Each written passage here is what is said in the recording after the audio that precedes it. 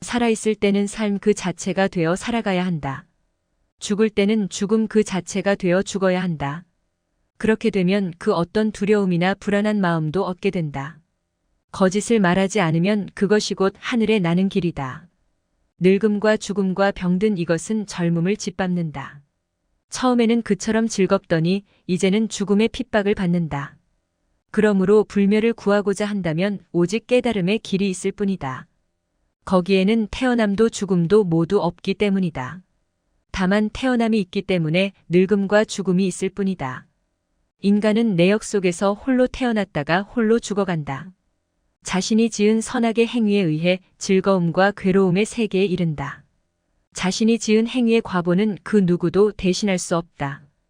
착한 일을 한 사람은 좋은 것에, 악한 일을 한 사람은 나쁜 곳에 태어난다. 그러므로 그는 혼자서 과보의 늪으로 간다. 멀리 떨어진 세상으로 따로따로 가버리기 때문에 다시 만날 계약도 없다. 태어난 것은 반드시 죽게 된다.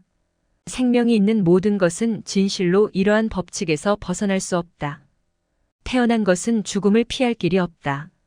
늙으면 죽음이 온다. 실로생이 있는 자의 운명은 이런 것이다. 이익은 과일은 빨리 떨어진다. 그와 같이 태어난 자는 죽지 않으면 안 된다. 그들에게는 항상 죽음의 두려움이 있다. 젊은이도 노인도 어리석은 이도 지혜로운 이도 모두 죽음에는 굴복해버린다. 모든 사람은 반드시 죽는다. 그들은 죽음에 붙잡혀 저 세상으로 가지만 그 누구도 죽음으로 가는 이들을 구하지는 못한다. 사람에게는 네 가지 고독함이 있다.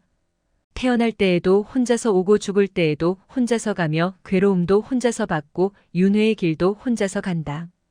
인생은 초대하지 않아도 저 세상으로부터 왔다가 허락하지 않아도 저 세상으로 떠나간다. 살면서 부를 이룬 사람도 많고 명성을 얻은 사람도 많다.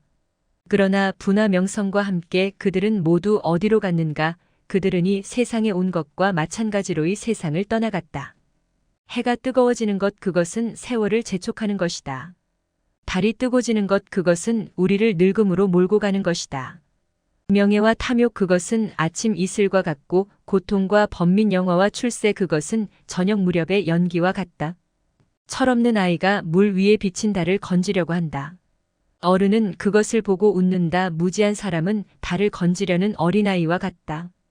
그는 이 모든 것을 영원한 실제라고 생각하며 자기 자신은 언제나 늙지도 않고 변하지도 않을 것처럼 착각하고 있다. 삶에는 일정한 틀이 없으며 본질적으로 공허하다. 따라서 어떤 틀에 매여 있다면 그것을 거부해야 한다. 만일 그대가 넉 태어난 또는 죽음을 보게 되거든 그것들 모두를 거부할 일이다. 병든 사람이 있으면 자비로운 마음으로 간호해야 하며 손님을 맞이할 때는 기쁘게 영접해야 하며 어른을 만나거든 공손히 비켜야 하며 도구를 쓸 때에는 모름지기 검소절약하며 만족할 줄 알아야 한다. 바람을 마주하여 먼지를 털면 그 먼지가 다시 자신에게로 돌아오듯이 미움을 미움으로 대하면 그 미움은 반드시 자신에게로 되돌아온다. 미워하는 사람, 미움을 미움으로 대하는 사람은 그 누구든 재앙을 벗어나지 못한다. 원망을 원망으로 갚지 말라. 그것이 원수를 항복받을 수 있는 유일한 길이다. 마음은 모든 성자의 근원이며 만가지 악의 주인이다. 해탈의 즐거움도 자신의 마음에서 오는 것이고 윤회의 고통도 자신의 마음에서 온다. 그러므로 마음은 이 세상을 뛰어넘는 문이고 해탈로 나아가는 나루터이다. 일단 마음의 문을 열면 나아가지 못할까 걱정할 것 없고 나루토를 알면 강 건너 기슭에 이르지 못할까 근심할 것 없다. 마음은 바람과 같다. 마음은 그 모습을 볼 수도 없고 잡을 수도 없다. 마음은 흐르는 물과 같다. 마음은 머무는 일 없이 일어났다 가는 일에 곧 사라져버린다. 일어나 앉아라. 그대들에게 잠은 무슨 이익이 있는가? 화살에 맞아 고통받는 이에게 잠이 웬 말인가? 일어나 앉아라. 평안을 얻기 위해 일념으로 배우라. 무슨 일이든지 앞과 뒤에 순서가 있게 마련이다. 우선순위에 따라 미리 준비하라. 막상 그때가 닥쳐서야 허둥대며 당황할 필요가 어디 있겠는가?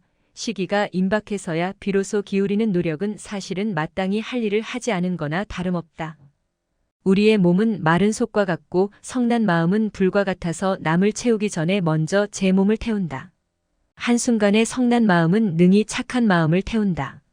몸은 다음과 같다. 그리고 착한 생각은 벼와 같고 악한 생각은 불과 같다.